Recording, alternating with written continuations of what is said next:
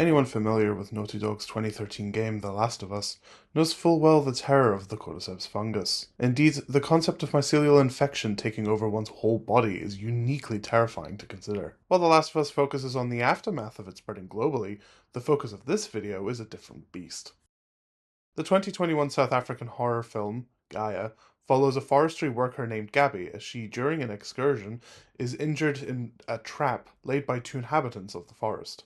Over the course of the film, Gabby is forced to stay with the men, as the injury she suffered from the trap immobilizes her. To add further complication, some monstrous beings roam the forest at night, often attacking the house. This is where the parallel with The Last of Us appears, as these monsters were previously human, and have been infected by an aggressive mind-altering fungus. While the film doesn't specify which species of mycelia it is, the forest creature in Gaia and the infamous clicker from The Last of Us bear striking similarities. This is not to say, however, that one is in any way derivative of the other. We learn in Gaia that Baran's wife succumbed to cancer and that following her death, she, in a way, became one with the forest. Baran believes that he has come into contact with God. In reality, it's a fungus that spreads underground throughout the whole forest, a sort of mega mycelium. The notion of a fungal entity communicating is somewhat plausible, as discussed by Andrew Adamatzky, as they found in their study. To characterize the syntax of the fungal language, we found that attractive measures, or communication cores, of the fungal machines are composed of the words up to 10 spikes long, with longer words appearing less often. The study performed proved that, at least to some degree, mycelium speaks to one another. With this in mind, Baran's story seems more likely. A fungus capable of harnessing the natural land to spread, one intelligent enough to communicate with a human, is a threat almost unfathomable. Though it's key to recognize that Baran is not unbiased in his interpretation of the fungus's will. It's obvious his actions are driven by a deep-seated hatred instead of irrational thought. The death of his wife, followed by his encounter with the megafungus, has warped his perceptions so much as to drive him to sacrifice his own son to the mycelium. The possibility exists too, however, that this is the fungus itself that is manipulating Baran.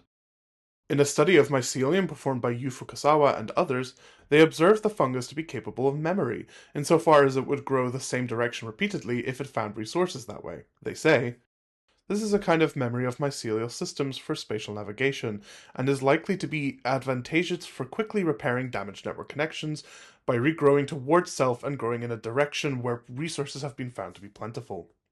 Given mycelium is capable of communication and memory, perhaps an evolved form manipulating someone into serving it isn't as outlandish as it first seems.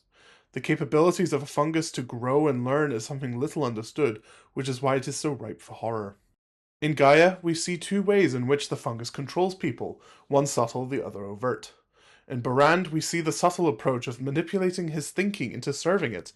Meanwhile, in Winston, and indeed the monsters, we see the overt method. Much like the real-world cordyceps fungus, the mycelium in Gaia infects and grows within a person, eventually taking full control of their body. This is one of the ways in which Gaia overlaps with The Last of Us, so they both share this depiction of mycelium overtaking human bodies. Georgios Pappas, writing for the CDC, discusses the viability of such a fungus evolving to infect humans. No vertebrate cordyceps hosts exists, and an evolutionary path leading there would probably require tens of thousands of years. Other brain-modifying or brain-occupying pathogens do exist, however, such as rabies virus, perhaps the most typical. This contextualizes Gaia to feel more shocking, in that the chances of it happening are slim, but the what-if scenario presented is so devastating the fear remains. While plenty of Gaia is purposely mysterious, the intelligence of the fungus is unquestionable.